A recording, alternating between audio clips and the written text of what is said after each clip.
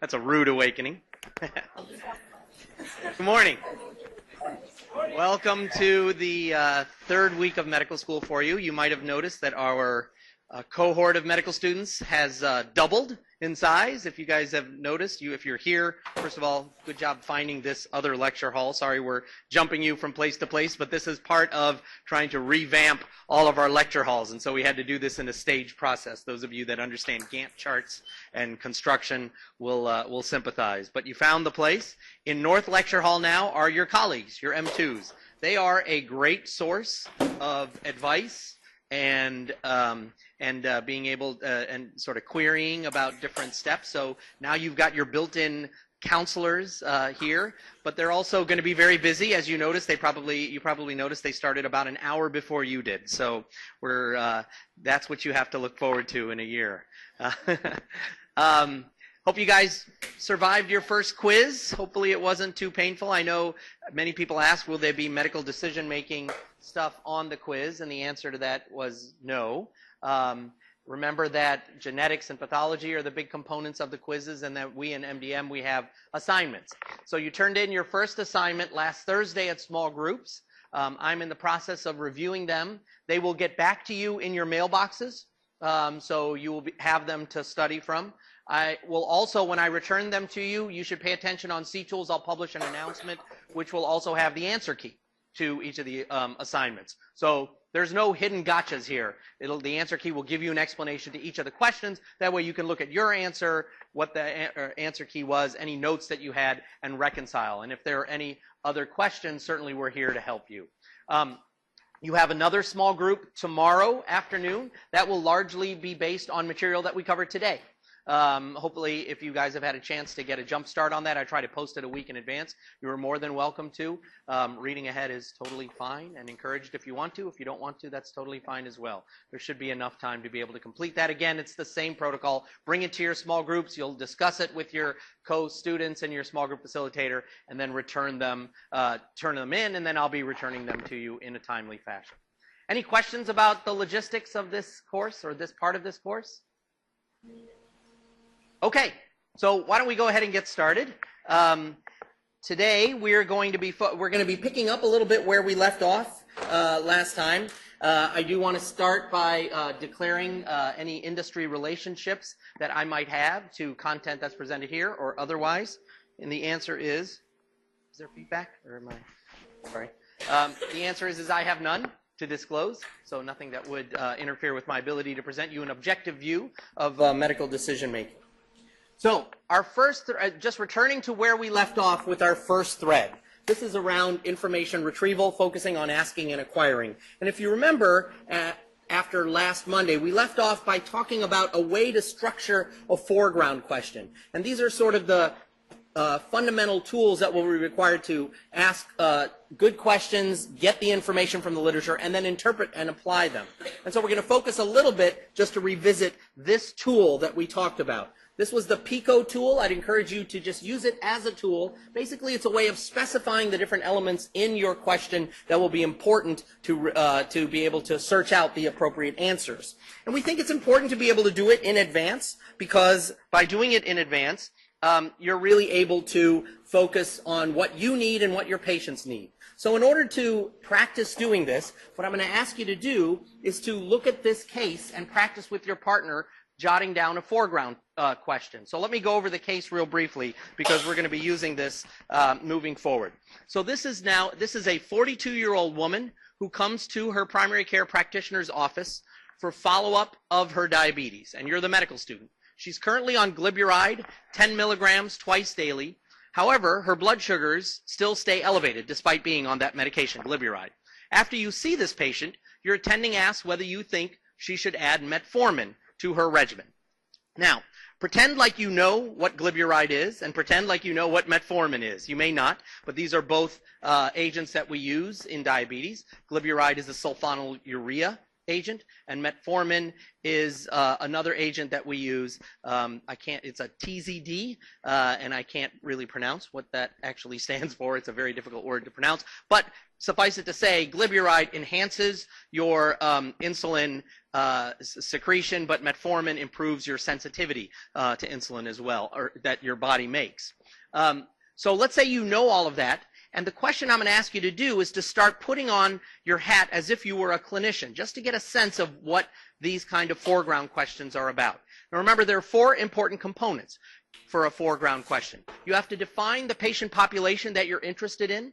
You have to define the intervention that you were interested in, the comparison group that would be part of the study that might help you answer the question, and the outcomes of interest that you and your patient would be interested in. This will help you then scan the literature to figure out what are the articles that would be most relevant for this particular case.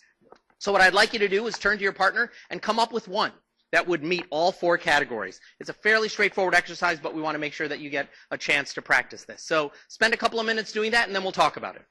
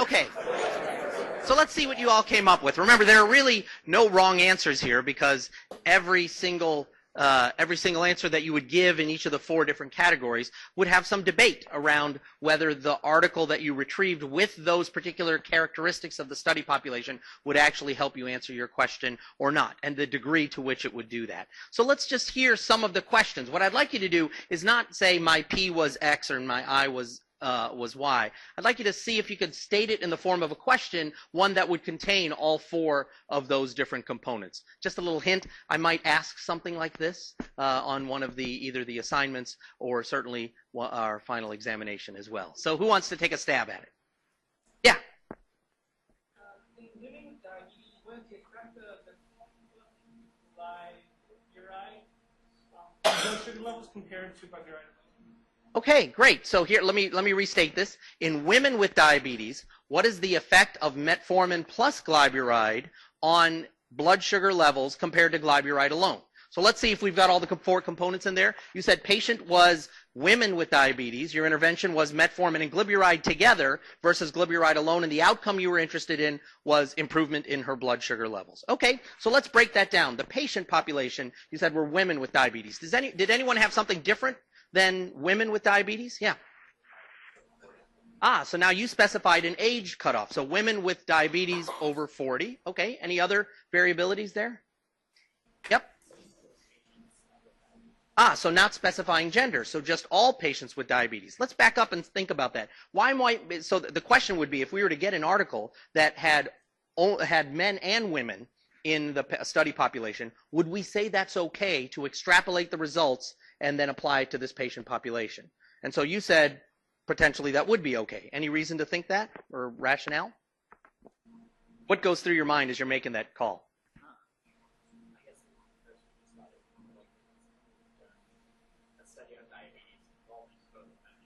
Okay. So the answer being that one of the rationale might be, is it easier to find studies where you have both genders represented as opposed to one gender alone? So that's certainly one consideration. What might be another consideration you would use?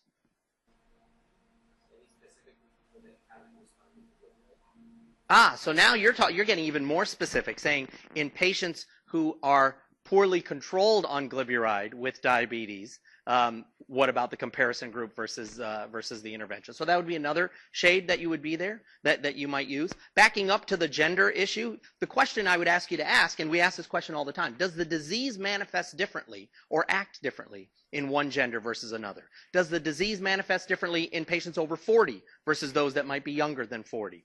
Those would be the questions that you would be asking yourself. And remember, you would have to build some background knowledge about this subject before being able to ask the most sophisticated foreground question, trying to know a little bit about the pathophysiology. But it's reasonable to have those different those different shades of variation in the patient. The intervention was metformin plus glyburide. Did anyone have a different intervention? Probably be what we're thinking about, because we're not talking about stopping the glyburide and adding metformin. But in some cases, you might be looking for head-to-head comparisons. And in fact, if you're thinking about it from a drug company standpoint, they may be interested in head-to-head comparisons because they're trying to prove the efficacy of one drug over another. If you're thinking about it from the standpoint of pathophysiology, you might be interested in head-to-head comparisons. But if you're thinking about it in the practical sense, we often might be looking at adding an agent to an existing regimen. Those are less commonly found in the literature. I'll just state that. And so you may be stuck saying, well, I don't have an additional, I don't have a study that shows the addition of metformin. And so you would have to extrapolate from head-to-head comparisons, which is tricky to do. Certainly beyond the scope of this course, but keep in mind, those are the questions that we entertain as physicians as we're reading the literature. Now, one of the outcomes that was mentioned was improvement in blood sugar. So first of all, how would we measure that? Any ideas? Yes?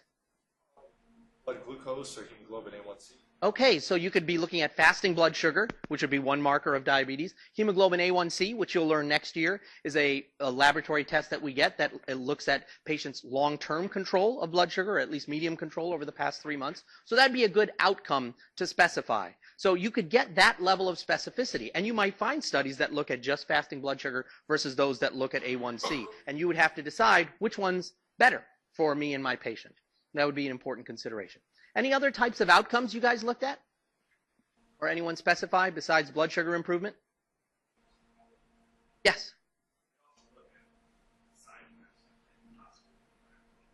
Okay, so side effects might be another outcome that you would look at. What sort of side effects might we be worried about if you know any? Anyone know?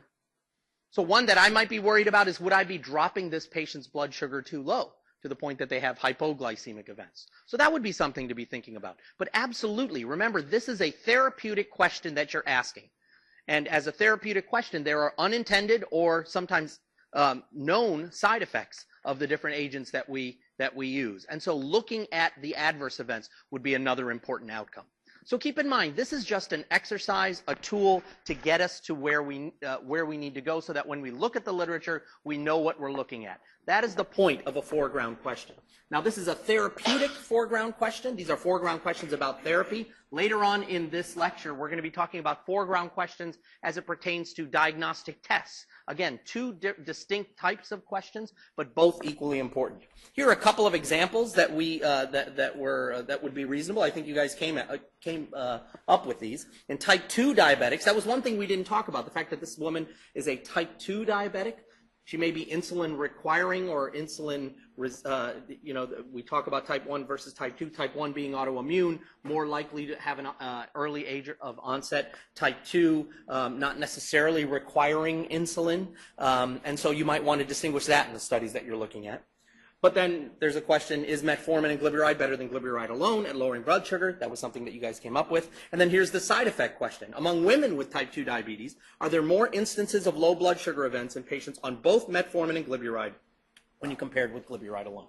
So good, you guys came up with this. Fairly straightforward exercise, but keep in mind, level of specificity is important because you're going to be faced with a ton of different studies. And you're going to have to work through to figure out which are the ones that are most relevant to me and the patient that you're working with. What are the important outcomes to them? It may be very different than the outcomes that you are interested in. And so it's important to be able to specify that up front. Yes?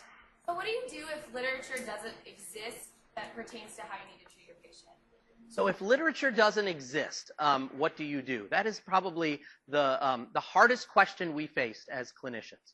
There is what I'm going to ask you to, I'm not going to be able to answer that completely, but as we build our course over the next 3 years, what you're going to get a sense of is that there is a hierarchy of evidence, meaning that as certain studies take on certain study characteristics, both in terms of how they're designed and how well they're implemented, the level of evidence that they provide becomes stronger or weaker. And so it's not necessarily, is there no studies out there, but are there studies out there that are less well done? And so what do I do with those compared to studies that are really well done? Keeping in mind that the studies that are really well done are actually less frequently encountered than those studies that are not so well done, or studies that are observational as opposed to controlled clinical trials. So the answer to your question is I don't have the answer now, but that is exactly going to be the point of the next 3 years. What do you do when you're faced with that quandary? We're going to try and impart a conceptual model that will unfold that you'll get more comfortable with.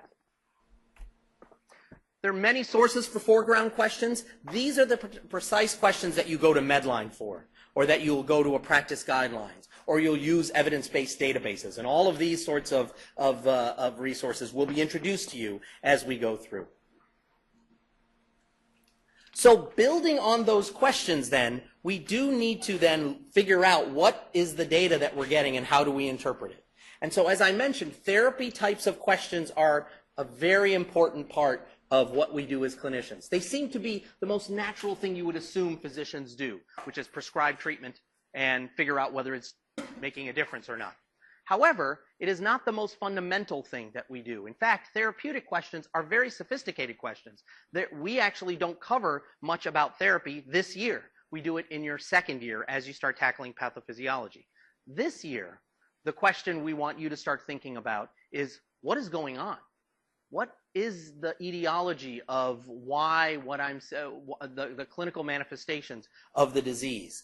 And so that really focuses on diagnostic reasoning and diagnostic testing. And so we're going to spend the rest of our time today focusing on diagnostic testing. So here are the learning objectives for the rest of today. By the end of this lecture, and honestly by the end of your small groups tomorrow, because you're going to have to work through these concepts in small groups. This is going to be mainly a superficial covering today of the concepts, and then diving into it with your assignment in small groups are really where the learning is going to happen. But by the end of this series of sessions, you should be able to do some fairly basic diagnostic question formulation. You should be able to define and calculate sensitivity, specificity, and the predictive values for different diagnostic tests. We're going to introduce that concept to you today and tomorrow. And you should be able to explain how risk factors that can drive prior probabilities and how this concept relates to prevalence. And then finally, you should be able to modify probabilities from test results through a number of different mechanisms. We introduce you to the concept of Bayes probabilistic reasoning as a way of modifying probabilities over time.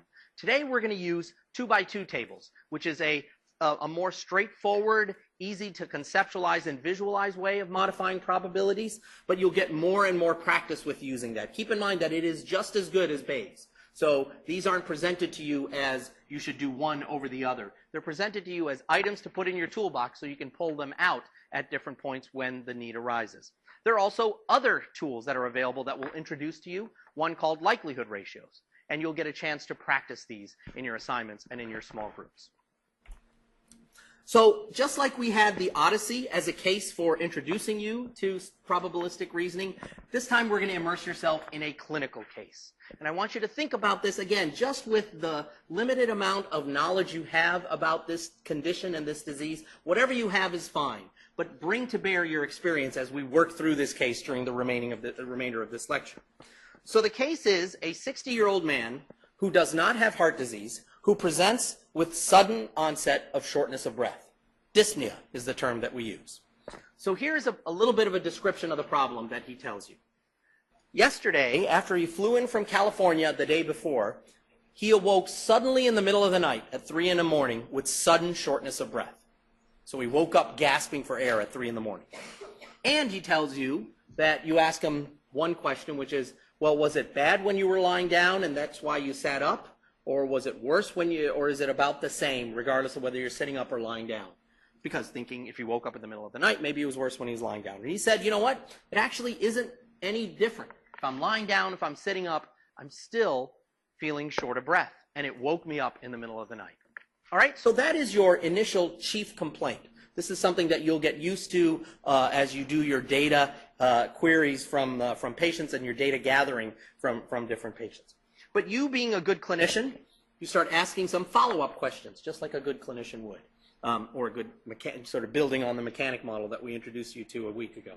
So you ask him, what other symptoms were you feeling at the time? Now, as you get more sophisticated, you will be asking more specific questions. But right now, this would be about what I would expect M1 students to be able to do. What else were you feeling at the time? Well, he says he doesn't have chest pain.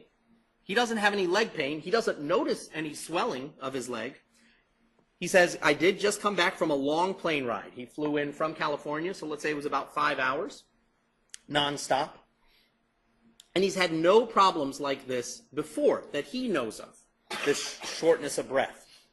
He takes 1 aspirin every day, and he does smoke a pack of cigarettes every day.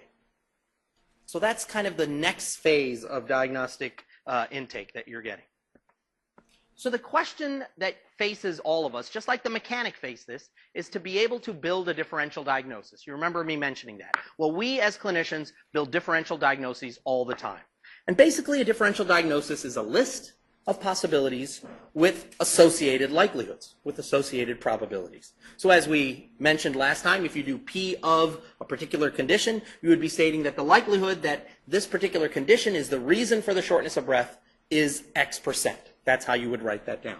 And then what you would do is you would place it in descending order of likelihood, and you would be talking about why. If you could get this conceptual approach to all your differential diagnoses, you will do well in medicine, because this is how we talk. Now, we don't do it necessarily in such mathematical discrete models, but it is exactly what we talk when we talk with another physician. We're like, you know what, I think this patient has colon cancer. It's definitely more likely that he's got colon cancer than he has hemorrhoids.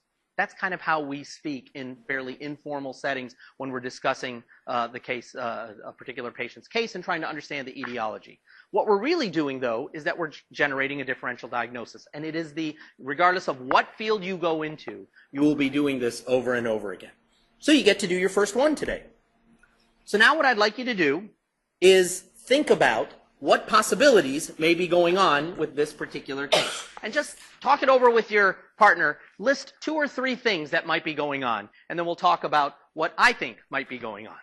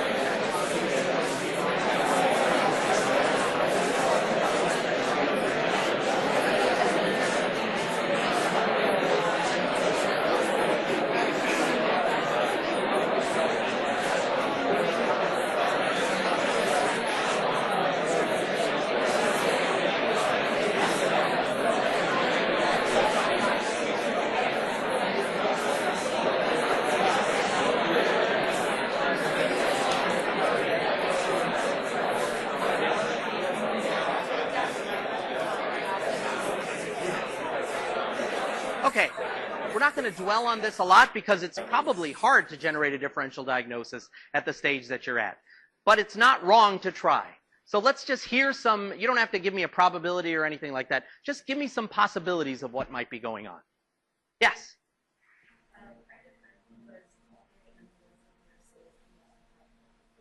Pulmonary embolism versus congestive heart failure. Okay, so we've got pulmonary embolism, congestive heart failure. What else do we got? Sleep apnea. Okay, great. Other things? Yeah. COPD or emphysema. Wow, you guys, you've gone through medical school before? These are great this is a great differential diagnosis. Absolutely. Yep. The bends. Not bad. I didn't ask him about scuba diving and whether he had done that, but certainly that would be a follow-up question that we would ask. Good. So these are great things. Now let's piece apart what these things mean. First of all, what is a pulmonary embolism? Who said pulmonary embolism? Do you know what a PE is? Do you want to explain?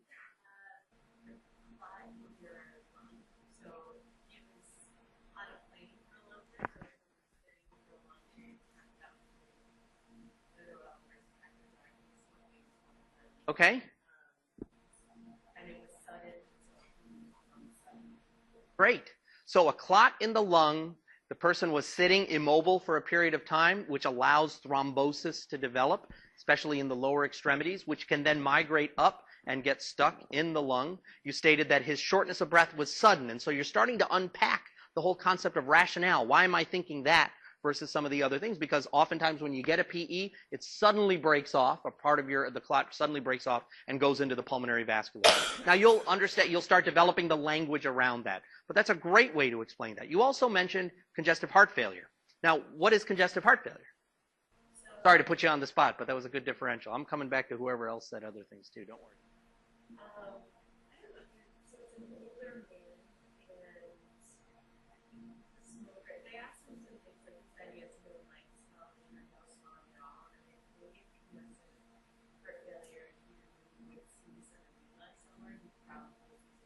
Okay. All right, so congestive heart failure being basically an enhanced pulmonary vascular pressure in the pulmonary vascular system because the heart is not able to have nearly as good ejection of the blood through the periphery, and so things back up for a variety of different reasons. Either the heart doesn't pump as well, it's too stiff, you got valvular leakage, and it backs up into the pulmonary vasculature. You increase the pressure, you cause pulmonary edema, which gives you a sense of shortness of breath. But as you mentioned, oftentimes that'll be accompanied by peripheral edema, because if the heart backs up from left ventricular failure to right ventricular failure, then you'll actually have some edema in your lower extremities. He doesn't, according to him. We haven't done the examination yet, so that's the caveat here. But that may be a reasonable thing to come up with in your differential, and you put it lower because there were some aspects that weren't necessarily as consistent with that diagnosis. Great. So that's a great way to approach the differential. Now, who had mentioned obstructive sleep apnea? Over here? Yeah. What's obstructive sleep apnea, and why might that fit here? Well, I know that Reggie White has sleep apnea, and I know it happens for obese patients, and it's just while sleeping. I don't exactly know what mechanism for it. Good, though. No, so what? Let me just unpack what you're saying there. You're commenting on the fact that this guy woke up in the middle of the night with shortness of breath. Now, oftentimes people who have obstructive sleep apnea don't actually wake up, but they have apneic episodes, which means that they stop breathing for a period of time, and sometimes that can cause them to suddenly startle and wake up. They don't necessarily wake up short of breath, but they can, absolutely. And so anyone that wakes up in the middle of the night short of breath, I'm certainly thinking about sleep apnea. It's probably one of the most underdiagnosed conditions in this country. I didn't know that Reggie White died of it, but he certainly would be at risk of it, because people who are, and I don't know how obese he was, but large body habitus certainly is a risk factor for obstructive sleep apnea. Also can lead to right-sided congestive heart failure. So might also be connected to one of the diagnoses that we heard early on. So keep in mind that sometimes diagnoses aren't completely independent of themselves. Remember, we talked about independent and dependent events. Sometimes different items in your differential are actually related to other items in your differential. So we have to keep that in mind as well. Finally, who said COPD in the back and possible emphysema? What is that, and why might he be at risk for that? Part ties into his attack experience every day.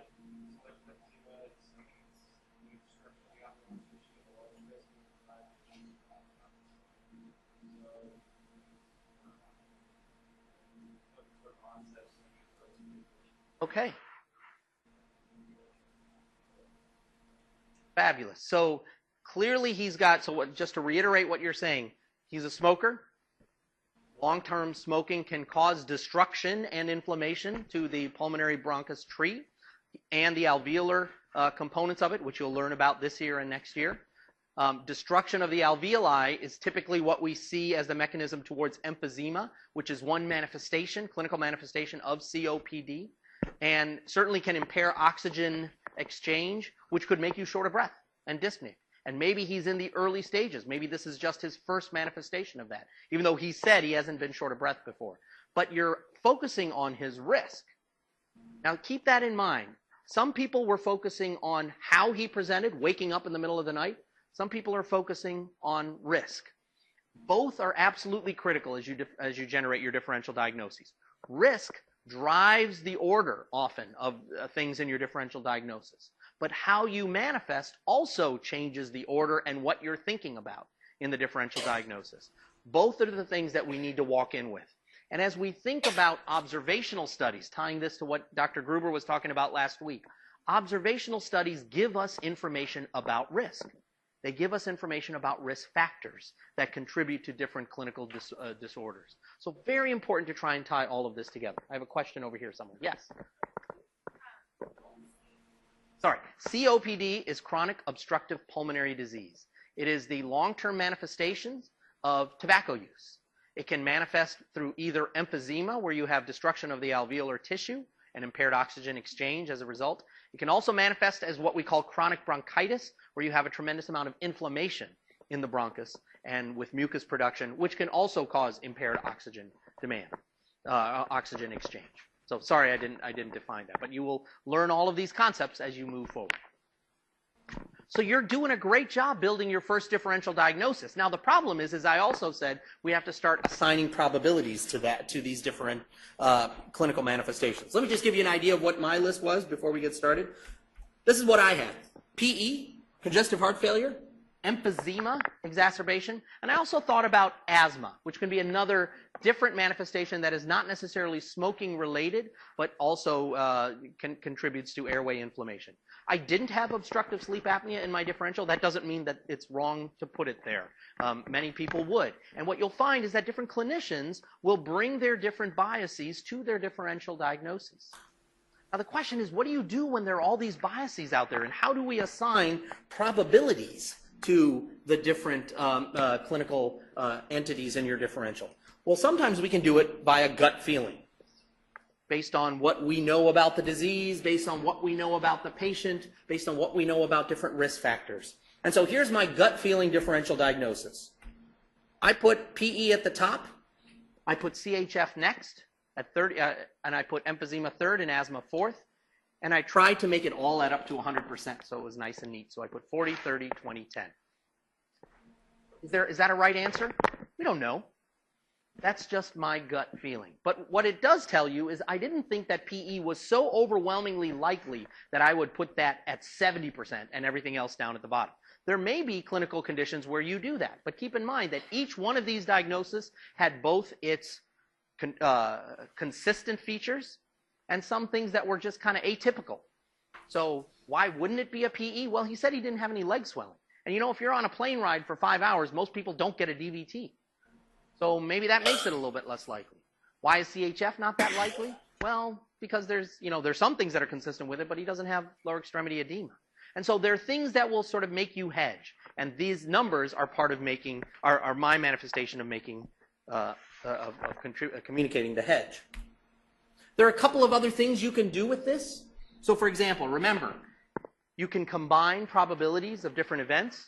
So what is the probability that shortness of breath is due to either PE or CHF, given these particular numbers? What do you guys think? 70% if what? If the two are mutually independent events, meaning that they're not dependent on each other, meaning that if you have PE, you are not more likely to get CHF, or vice versa. Because if there is that overlap from what we understand about the disease, then you can't combine them by adding. So yes, the answer to that would be 70%. But remember, keeping in mind that provided that both don't happen simultaneously. Just as an intellectual exercise, if you thought that there might be a 10% overlap in the likelihood that you have both PE and CHF going on at the same time, meaning that they are dependent events, or that they are both likely, it's possible that you're having both of them happen at the same time, then you could combine the two by saying, what is the likelihood that you have either PE or CHF? But it wouldn't be 70%. It would actually be 60%, because there's also 10% chance that both are happening simultaneously. That's a good intellectual exercise to go through. Again, the numbers aren't as important as the concept that it goes down when the two events are dependent. Keep in mind that in medicine, there are absolutely independent events, and there are absolutely events that will be dependent. And as you go through your blocks and understand the diseases, you'll get an appreciation for when things are dependent and when they are independent. So basically what we're doing is we're actually creating prior probability. Before we have done any further data gathering with this patient, we asked him a couple of questions that we would ask. But before we do any further exam, we didn't do the physical exam yet. We didn't do any real specific questioning. We didn't do any testing yet. We are generating a prior probability. Remember we did that with the woman with the BRCA mutation that we were concerned about. We had a prior probability with her walking in to when she was 20 years old. Well, this is a prior probability that's based on a number of different factors that I mentioned. On the other hand, you can actually generate a prior probability using some tools that are out there as well. And I want to demonstrate some of the tools that might be helpful to you. So one is there are these things called clinical prediction rules. Now, clinical prediction rules are ways of using the literature and what we know about the literature to estimate risk about particular disease states. And the way that there are a number of them that are out there. Pulmonary embolism is one of those clinical diseases that actually has a number of different clinical prediction rules. And I want to sort of show you what one looks like. So what you have here, there's actually a link that's in your slides that you can use as well. But this is MedCalc 3000. This is on the, you guys have access to this, and there are a number of different, medical calculators here. For PE, what you would do is you would enter in the data for the particular patient, and then it would give you a risk down here in the lower right-hand corner, as you see it. So let's do that for this particular patient, based on what we know right now. Based on what we know right now, he's 60, right? So we'd click the 60 button. We also know that he's male, so we'd click that button. And then you'll see a whole series of risk factors here. Now, let's say we don't do, let's go down and see what he has. We know he's got the acute onset, which means sudden. That's another word that you'll learn. Sudden onset of dyspnea. If we click on that, notice what's happening to the risk as we go through this. Just being 60 years old and male, and then adding acute onset of dyspnea, this risk number goes up to 50%. Really jumps up there. And if we add that he might have been immobilized, let's say he sat in a plane completely comatose for 5 hours, didn't move a lick. That would probably qualify as immobilization. Let's say we clicked that one. You'll see that his risk of having a PE with all of this is now 60%. So my gut feeling of 40% was probably an underestimation. Now, this isn't gut feeling. This is based on observational studies that are out there and putting them into a mathematical model. You can get these things for your handheld device. You can put them on the web. A lot of these are being integrated into the electronic health record for physicians so that these guides can be placed right at the point of care. I'd encourage you to think about these and try to explore some of these because there are a number of these for a number of different conditions out there. But we're going to return to this as we go through. So right now, we're starting at around 60% as our prior probability. But you realize also that there's a number of questions here that we just don't know the answer to yet, right? We don't know if he's had a fever. We know that he doesn't have a history of cardiovascular disease, but we don't know if he passed out. We don't know if he's actually got one-sided leg swelling. So there's more data we need to gather. So let's gather some more data. Whoops. So here's some more information that I'm going to throw at you based on this particular case. You talk to him about his family history and you find out that he actually has family that has had a DVT in the past at age 40. You do a physical exam on him and you find that his blood oxygen saturation is normal on room air. So he's oxygenating fine. You check his respiratory rate and it's 16. That's generally normal. It's a little fast, but it's probably okay. But his pulse rate is 105. Now, you guys should know that 105 is elevated. We would call that tachycardic. So he's tachycardic. And you examine his lungs, as you will learn to do this year. And you'll find, when you examine this patient's lungs, that he has crackles. And he has wheezes. Crackles are sort of, they sound like crackles. Like if you've ever listened to Rice Krispies, that's what it sounds like. But it sounds with inspiration, you would get crackles. It usually indicates that there's some degree of edema in the lung, some degree of swelling in the lung. And as the alveoli are trying to expand, they pop open, not in a very easy way, but in a tough way because there's a lot of surface tension at each alveolar level because of the fluid in the interstitial space. He's also got wheezes. Wheezes are indications of airway obstruction, small airway obstruction in the lung. But you also notice he doesn't have a rub, which means that he doesn't have this sort of inflammation in the pleural space, which you'll learn about, and he doesn't have evidence of consolidation. Consolidation would give you some clues that he might have a pneumonia. So he doesn't have either of those. But you also examine his leg and you find that even though he didn't think it was swollen, it absolutely is swollen. And you feel a vein below his knee. Most of the time we shouldn't be able to feel the veins in our knee. But if they're inflamed, possibly because of a clot, you might feel it below the knee. You get a chest x-ray and it's normal. And you get the EKG and it shows that his heart's going fast, but nothing else besides that. So now what we do is we go back to the clinical prediction calculator and see about entering in this data. So the additional data that we'll get is that he not only is 60 years old and male and he has acute dyspnea, and let's say he was immobilized, we now find that he's got unilateral leg swelling, but that he also has wheezes and crackles. Now notice what happens. Pay attention to the number as I enter these in. I started out with 60%. I added unilateral leg swelling, and boy, we're getting really close. We're at 75% that this person's got a PE, a pulmonary embolism. Remember, we're talking about his lungs, even though the risk is his leg.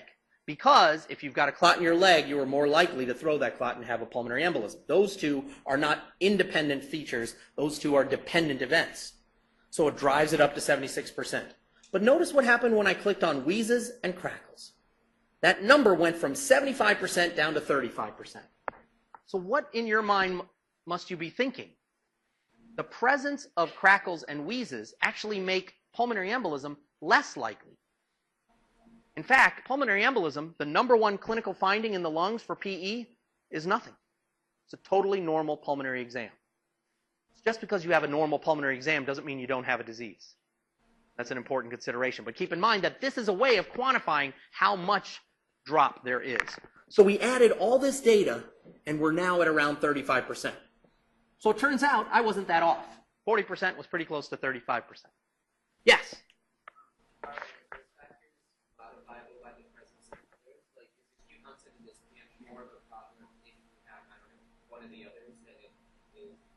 There are interactional terms that are built into the mathematical model here. So if you look above the risk, there's a factor sum. And so those interactions are built into how it calculates the factor sum, which then translates to what the risk is. So yes, there are interactional terms between these things, and it's all done in the background. As a clinician, you know, I'm not going to do that. And I'm certainly not going to be able to look at a study and be able to know how to do that. That's why these calculators can be very helpful. Because it'll give you an idea, are we way off or are we about right? Was my initial gut feeling on target? Yeah, it was kind of on target, even when we did more data gathering. But you also get a sense of how different features increase and decrease the likelihood, which is a good learning tool. Yes? Why are factors like age and sex included, but not smoking or weight? Great. So the question is, why is smoking and weight not in here? And the answer is that smoking and weight are actually not considered risk factors for PE. When they've looked at these studies, what you might think is, boy, if they're a smoker, they're more likely to have a clot. The answer is no. Just because you're a smoker doesn't mean that you're more likely to have a PE. Now, certain smokers do carry increased thrombotic risks. If you're a young woman who's smoking on oral contraceptives, you are at higher risk of developing a lower extremity DVT. That is clear. But that's not necessarily what we're talking about here. And over the big picture, it doesn't contribute risk. It also could be because the studies weren't done. But in this case, it's because they're not risk factors. Yes?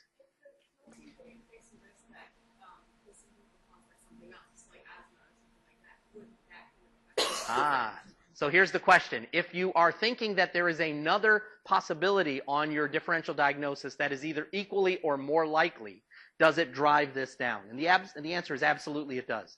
And there are limits to these clinical prediction rules. So this is done in a vacuum. There are other clinical prediction rules where you can actually have a button that says, is an alternative diagnosis equally or more likely? When you do that, it will drop your risk because it knows that there may be other things going on. This prediction rule didn't do that. Yes? This patient had a family history of a DVT, but not a personal history of DVT. If you're interested in what that would have done, you could do it. If he had had a DVT in the past, it drives it up from 35 to 50%. But he didn't. He had a family history of someone in his family with a DVT.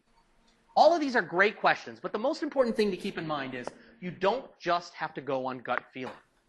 That these clinical prediction rules for common diseases, which are the ones that are out there, can help you understand the clinical manifestations of a particular disease. So what does this have to do with what we do? Well, keep in mind, we are now at having completed our data gathering phase, we're faced with a prior probability of about 35% that this patient has had a PE. And so what we need to do is think about, do we need to get a test? Because the question that should be going through your mind is 35% high enough that I'll say, yeah, you got a DVT and you got a pulmonary embolism and we're going to treat you as such. Hopefully 35% is too low for even you to say, boy, I don't think that I would want to treat based on that.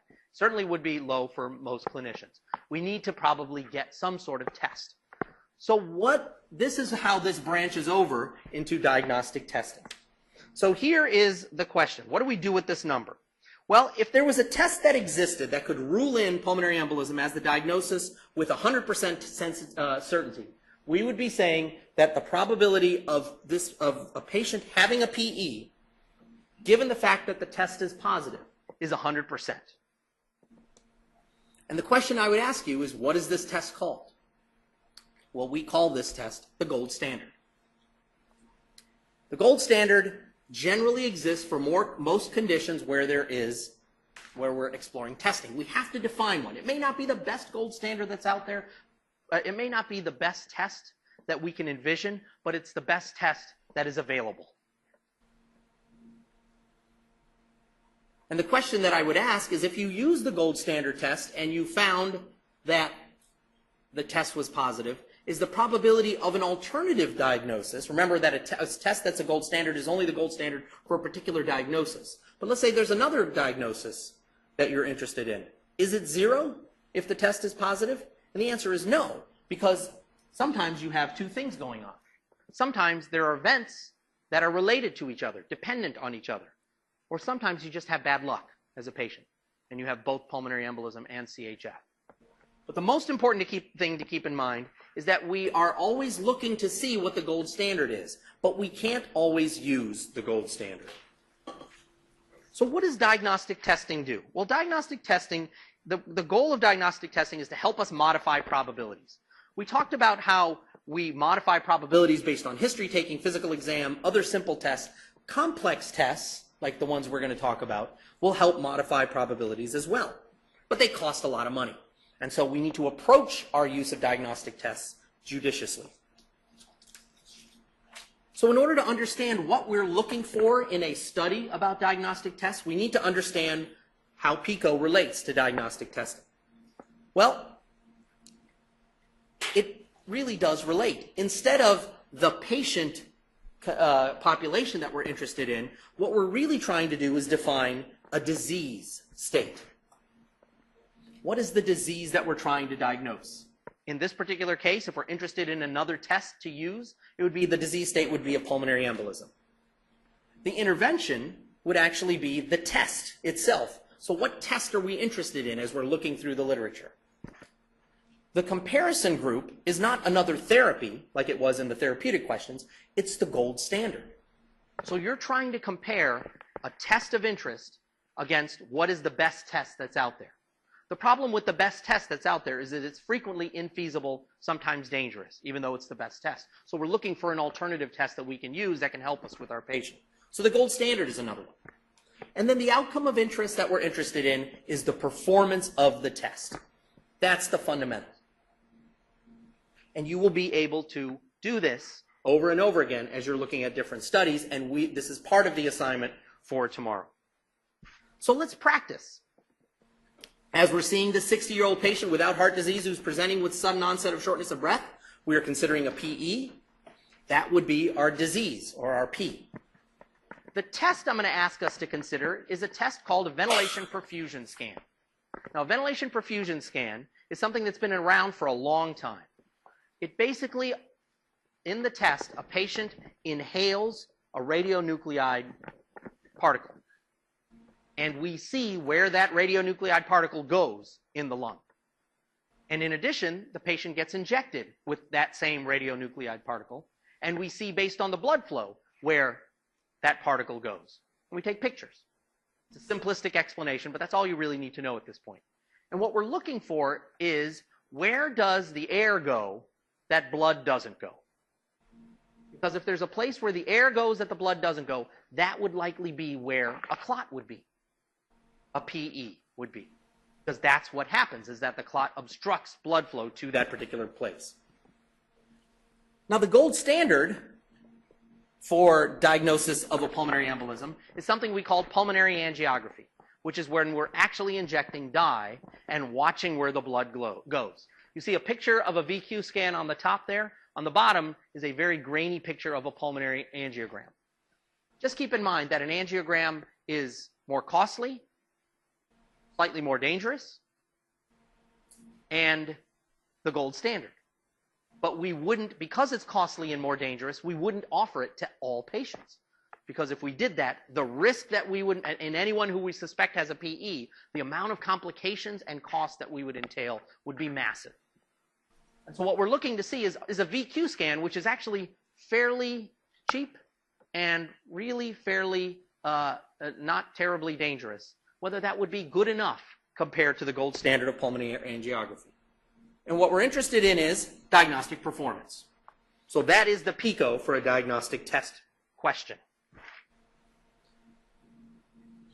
But if we're thinking about a VQ scan, a ventilation perfusion scan, the first question we have to ask is, can a VQ scan actually even be used?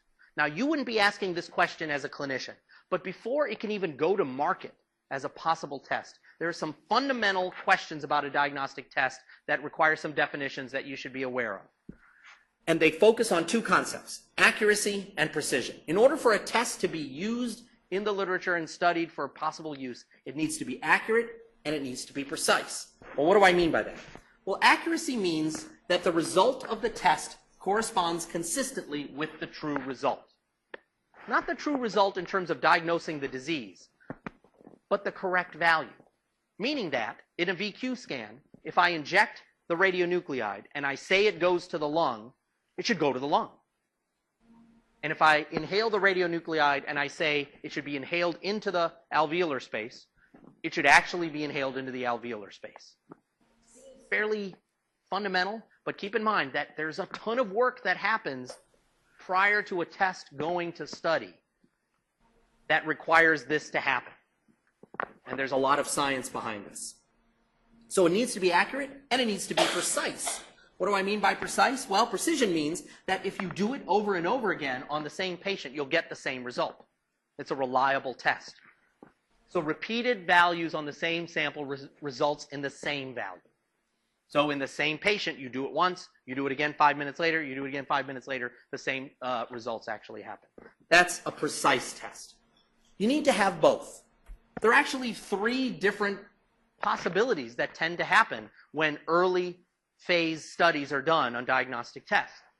The first is the one that you want. You want it to be highly accurate and highly precise. Once you got that, you're good to go. You're ready to go to step 2 and study its characteristics. However, you can have something be very precise but be completely inaccurate.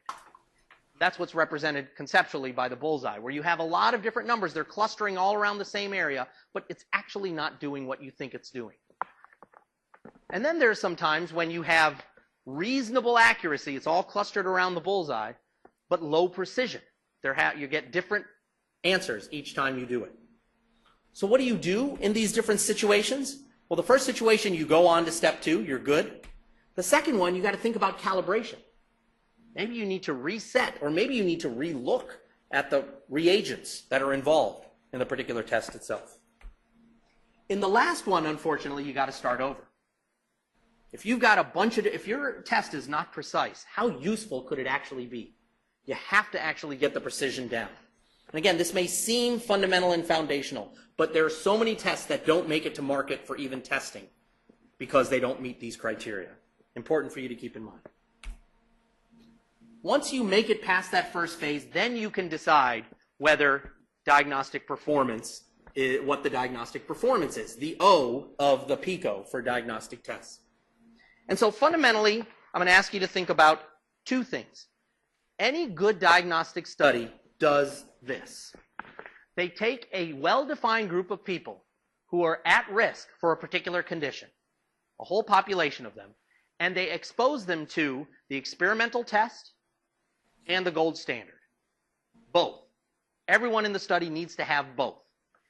And you compare the test results between the experimental test and the gold standard. Keep in mind, you don't want that patient population to be everyone having the disease, 100% of them having the disease. You need to have a fair number of people who don't have the disease in order to test the test characteristics. So that's the fundamental premise of any good diagnostic study, and you'll be able to recognize these. What we then do is determine the strength of the association between the study results of the diagnostic test of interest and the gold standard results. You're just comparing the two. How well do they compare against each other? The strength of that statistical significance is the degree of correlation in the accuracy, or not in the accuracy, in the test results of the two different tests that are on in this particular study. Clinical significance is another factor, and we're not going to talk about that right now. But what we need to do is focus on statistical significance. So before we break, I'm just going to present to you the way that I'm going to ask you to think about and represent the data from a diagnostic study that does exactly what I just outlined. In a diagnostic study, you are looking at the performance of the test of interest and the gold standard. Here, I'm going to use the pointer here. It's a little easier. Set up the 2x2 table to be able to represent how the study participants assort themselves based on how the test of interest did and how the gold standard labeled them. Across the top, you always write, the columns are represented by those that tested positive for the disease based on the gold standard. Remember, the gold standard we're theoretically calling 100%. Therefore, it should identify those in the population who have the disease. And those that test negative by the gold standard will be in the second column. But of these populations in the study, there will be some of those that also tested positive based on the experimental test you're interested in. And some that test negative. And sometimes they're going to agree with what the gold standard says, such as in box A and box D. And sometimes they're going to disagree with what the gold standard said, based on box B and box C. For simplicity's sake, keep in mind that we are assuming that the gold standard is 100% correct. So we're just going to assume that whatever the gold standard said is true, and we're comparing it against the test of interest. Each of these boxes have different names that I'm going to introduce to you. Those that are disease are labeled correctly by the experimental test as having the disease based on the gold standard are called true positives. They're in box A. Those that are correctly labeled as not having the disease by the experimental test relative to the gold standard are considered true negative. Those that are falsely labeled as having the disease based on the test, but they actually don't because the gold standard said they weren't, are called false positives. And those that are falsely labeled as not having the disease, when they actually do, are called false negatives. It's a standard nomenclature. Got to remember it. It's fairly straightforward. False positives, false negatives. These are the areas of agreement. These are the areas of disagreement. What we're going to do now is pick up with our figuring out how we use this to define test characteristics. So let's take a 5-minute break, and then we will come back and talk about the test characteristics that arise from this 2x2 table.